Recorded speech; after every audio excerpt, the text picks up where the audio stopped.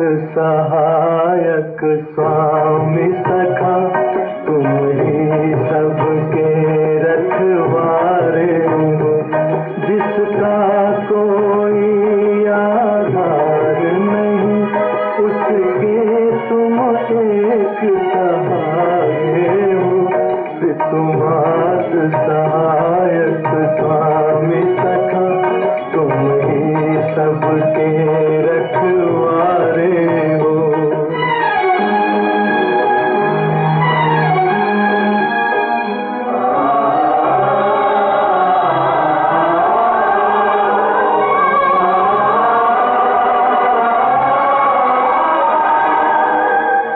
तेरी लीला अपरंपार प्रभु, तेरी महिमा सबसे न्यारी है।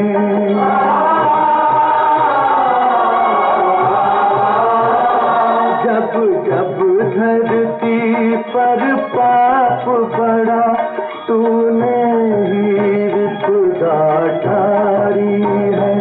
इस जीवन के अंधियारे में बस एक तुम ही उजियारे हो।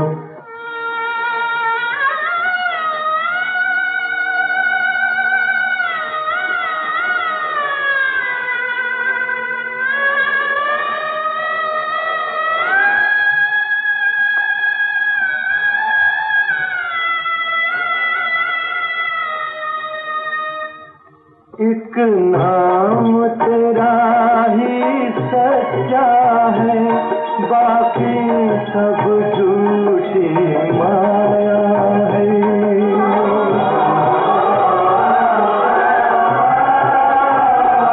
जो अपना सब कुछ छोड़ चला, उसने ही तुमको पाया है। जिस मन में तुम्हारी भक्ति जगी, उसके तुम ही तो सहारे हो। तुम्हारा सहायक स्वामी सखा, तुम ही सबके रखवारे हो। जिसका कोई आधार नहीं, उसके तुम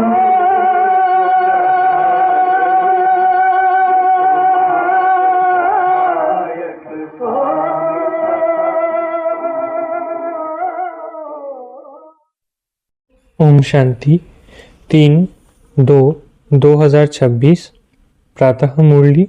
ओम शांति। बाप दादा मधुबन। बाबा आज कह रहे हैं, मीठे बच्चे, तुम्हें याद में रहने का पुरुषार्थ जरूर करना है, क्योंकि याद के बल से ही तुम विक्रमादित बनेंगे। मीठे बच्चे, तुम्हें याद में रहने का पुरुषार्थ जरूर करना है, क्योंकि याद के बल से ही तुम विक्रमादित बनेंगे।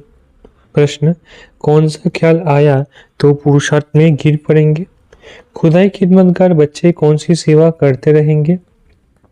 उत्तर, कई बच्चे समझते हैं अभी टाइम पड़ा है, पीछे पुरुषार्थ कर लेंगे, परंतु मौत का नियम थोड़ी ही है। कल कल करते मर जाएंगे, इसलिए ऐसे मत समझो बहुत वर्ष पड़े हैं, पिछाड़ी में गैलॉप कर लेंगे। ये ख्याल और ही गिरा देगा। जितना हो सके याद में रहने का पुरुषार्थ कर श्रीमत पर अपना कल्याण करते रहो। रूहानी खुदाई खिदमतगार बच्चे रूहों को सैल्वेज करने, पतितों को पावन बनाने की सेवा करते रहेंगे। गीत। ओम नमो शिवाय। ओम शांति। ये तो बच्चों को समझाया गया है, निराकार बाप साकार बिगर कोई भी कर्म नहीं कर सकते, पार्ट बजा नहीं सकते। रूहानी बाप आकर ब्रह्मा द्वारा रूहानी बच्चों को समझाते हैं। योग बल से ही बच्चों को शतप्रधान बनना है, फिर शतप्रधान विश्व का मालिक बनना है। ये बच्चों की बुद्धि में है। कल्प कल्प बाप आ करके राजयोग सिखलाते हैं। ब्रह्मा द्वारा आकर आदि सनातन देवी देवता धर्म की स्थापना करते हैं, यानी मनुष्य को देवता बनाते हैं। मनुष्य जो देवी देवता थे, सो अब बदलकर शूद्र पतित बन पड़े हैं। भारत जब पारसपुरी था तो पवित्रता, सुख, शांति सब थी। ये 5000 वर्ष की बात है। एक्यूरेट हिसाब किताब बाप बैठ समझाते हैं। उनसे ऊंच तो कोई है नहीं। सृष्टि व झाड़, जिसको कल्प वृक्ष कहते हैं, उसके आदि मध्य अंत का राज बाप ही बता सकते हैं। भारत का जो देवी देवता धर्म था वो अब प्राय लोप हो गया है। देवी देवता धर्म तो अभी रहा नहीं है। देवताओं के चित्र जरूर है, ये तो भारतवासी जानते हैं। सतयुग में लक्ष्मी नारायण का राज्य था। भल शास्त्रों में ये भूल कर दी है जो श्री कृष्ण को द्वापर में ले गए हैं। बाप ही आकर भूले हुए को पूरा रास्ता बताते हैं। रास्ता बतलाने वाला आता है तो सब आत्माएं मुक्ति धाम में चली जाती है। इसलिए उनको कहा जाता है सर्व का सद्गति दाता। रचता एक ही होता है, एक ही सृष्टि है। वर्ल्ड की हिस्ट्री ज्योग्राफी एक ही है, वो रिपीट होती रहती है। सतयुग, त्रेता, द्वापर, कलयुग, फिर होता है संगम युग। कलयुग में है पतित, सतयुग में है पावन। सतयुग होगा तो जरूर कलयुग विनाश होगा। विनाश से पहले स्थापना होगी। सतयुग में तो स्थापना नहीं होगी। भगवान आएगा ही तब जब पतित दुनिया है। सतयुग तो है ही पावन दुनिया। पतित दुनिया को पावन दुनिया बनाने भगवान को आना पड़ता है। अब बाप सहज से सहज युक्ति बताते हैं। देह के संबंध छोड़ देही अभिमानी बन बाप को याद करो। कोई एक तो पतित पावन है ना।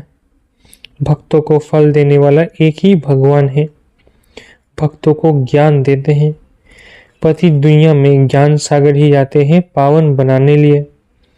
पावन बनते हो योग से। बाप बिगड़ तो कोई पावन बना न सके। ये सब बातें बुद्धि में बिठाई जाती है औरों को समझाने के लिए। घर घर में संदेश देना है। ऐसे नहीं कहना है कि भगवान आया है। बड़ा युक्ति से समझाना होता है। बोलो वो बाप है ना, एक है लौकिक बाप, दूसरा पारलौकिक बाप। दुख के समय पारलौकिक बाप को ही याद करते हैं। सुखधाम में कोई भी याद नहीं करते। सत्य में लक्ष्मी नारायण के राज्य में सुख ही सुख था। प्यूरिटी, पीस, प्रोस्पेरिटी थी। बाप का वर्षा मिल गया, फिर पुकारते क्यों? आत्मा जानती है हमको सुख है। ये तो कोई भी कहेंगे वहां सुख ही सुख है।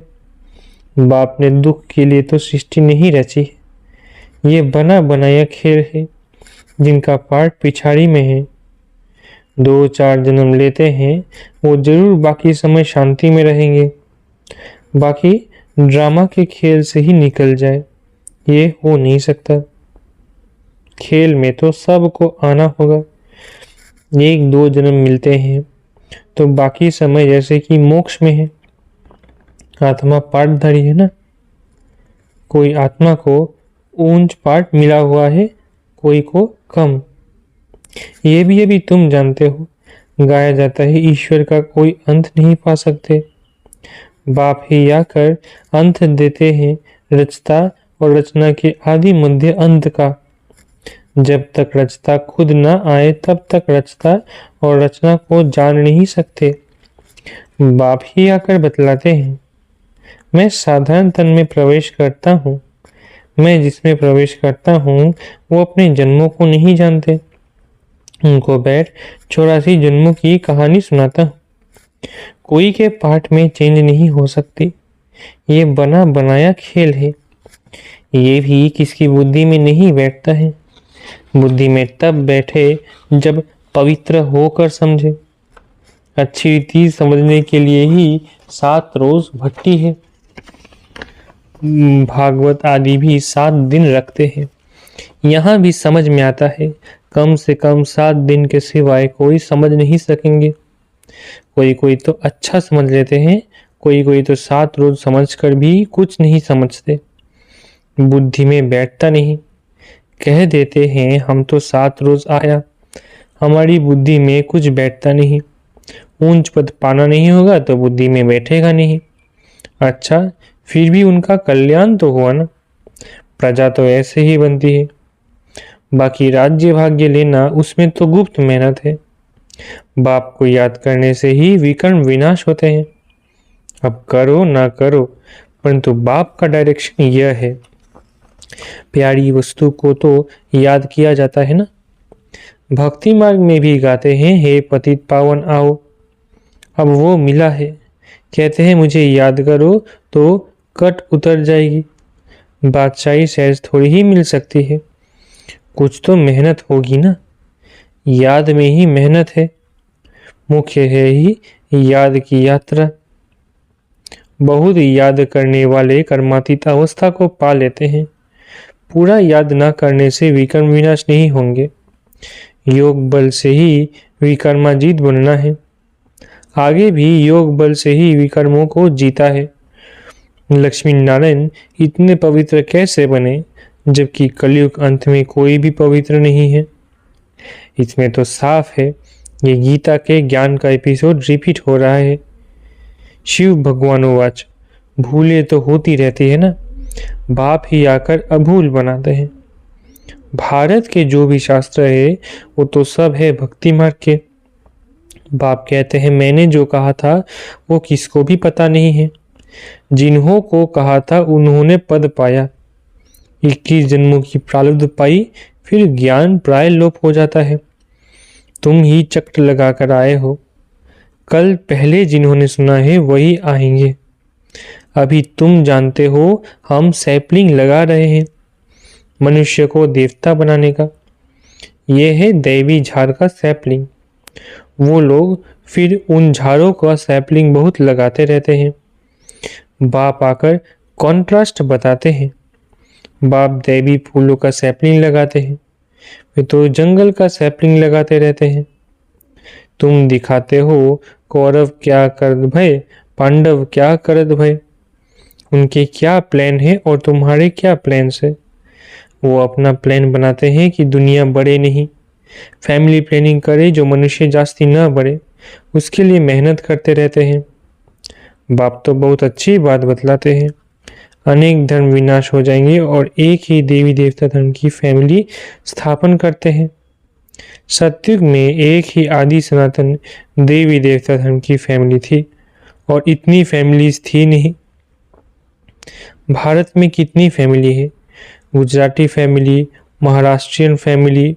वास्तव में भारतवासियों की एक फैमिली होनी चाहिए।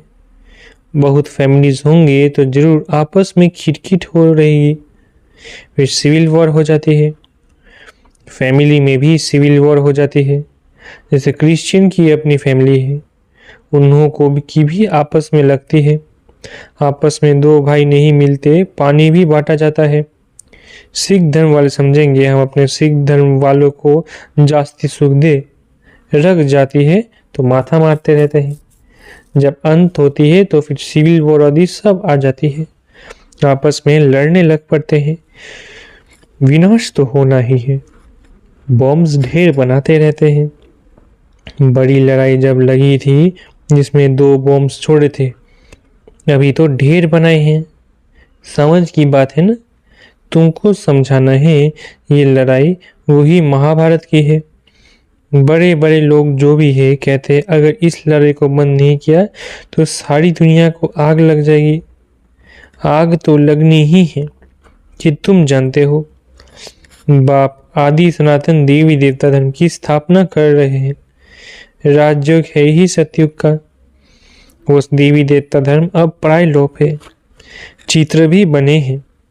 बाप कहते हैं कल पहले मुआफिक जो विघ्न पड़ने होंगे वो पड़ेंगे। पहले थोड़ी ही पता पड़ता है, फिर समझा जाता है कल पहले ऐसे हुआ होगा। ये बना बनाया ड्रामा है। ड्रामा में हम बांधे हुए हैं। याद की यात्रा को भूल नहीं जाना चाहिए। इनको परीक्षा कहा जाता है। याद की यात्रा में ठहर नहीं सकते, थक जाते हैं। गीत है ना, रात के राही। इसका अर्थ कोई समझ ना सके। ये है याद की यात्रा। जिससे रात पूरी हो दिन आ जाएगा। आधा कल्प पूरा हो फिर सुख है। अब कल्याण तो सबका होना है। गोया हम सब मनुष्य मात्र का कल्याण कर रहे हैं, भारत खास और दुनिया आम। सबका श्रीमत पर हम कल्याण कर रहे हैं। कल्याणकारी जो बनेंगे तो वर्षा भी उनको मिलेगा। याद की यात्रा के सिवाय कल्याण हो न सके। अभी तुमको समझाया जाता है वो तो बेहद का बाप है। बाप से वर्षा मिला था। भारतवासियों ने ही 84 जन्म लिए हैं। पुनर्जन्म का भी हिसाब है। कोई समझते नहीं कि 84 जन्म कौन लेते हैं। अपने ही श्लोक आदि बनाकर सुनाते रहते हैं। गीता वही, टीकाएं अनेक लिख दी है। गीता से तो भागवत बड़ा कर दिया। गीता में है ज्ञान, भागवत में है जीवन कहानी। वास्तव में बड़ी गीता होनी चाहिए। ज्ञान का सागर बाप है, उनका ज्ञान तो चलता ही रहता है। वो गीता तो आधा घंटे में पढ़ लेते हैं। अभी तुम ये ज्ञान तो सुनते ही आते हो। दिन प्रतिदिन तुम्हारे पास अनेक लोग आते रहेंगे, धीरे धीरे आएंगे। अभी ही अगर बड़े बड़े राजाएं आ जाए तो फिर तो देरी ना लगे, झट आवाज निकल जाए। इसलिए युक्ति से धीरे धीरे चलता रहता है। ये है ही गुप्त ज्ञान। किसको पता नहीं है कि ये क्या कर रहे हैं। रावण के साथ तुम्हारी युद्ध कैसे है ये तो तुम ही जानो और कोई जान ना सके। भगवान उवाच, तुम सत्प्रधान बनने के लिए मुझे याद करो तो पाप नाश हो जाएंगे। पवित्र बनो तब तो साथ ले जाओ। जीवन मुक्ति सबको मिलनी है। रावण राज्य से मुक्ति हो जाएगा। तुम लिखते भी हो हम शिव शक्ति ब्रह्मा कुमार कुमारियां श्रेष्ठाचारी दुनिया स्थापन करेंगे। परम पिता परमात्मा की श्रीमत पर 5000 वर्ष पहले मुआफिक 5000 वर्ष पहले श्रेष्ठाचारी दुनिया थी। ये बुद्धि में बिठाना चाहिए। मुख्य मुख्य पॉइंट्स बुद्धि में धारण होंगी तब याद की यात्रा में रहेंगे। पत्थर बुद्धि है ना। कोई समझते हैं अभी टाइम पड़ा है, पीछे पुरुषार्थ कर लेंगे, परंतु मौत का नियम थोड़ी है। कल मर जाए तो कल कल करते मर जाएंगे। पुरुषार्थ तो किया नहीं, इसलिए ऐसे मत समझो बहुत वर्ष पड़े हैं। पिछाड़ी में गैलप कर लेंगे। ये ख्याल और ही गिरा देंगे। जितना हो सके पुरुषार्थ करते रहो। श्रीमत पर हर एक को अपना कल्याण करना है, अपनी जांच करनी है। कितना बाप को याद करता हूँ और कितना बाप की सर्विस करता हूँ। रूहानी खुदाई खिदमतगार तुम हो ना। तुम रूहों को सैल्वेज करते हो। रूह पतित से पावन कैसे बन, उसकी युक्तियां बतलाते हैं।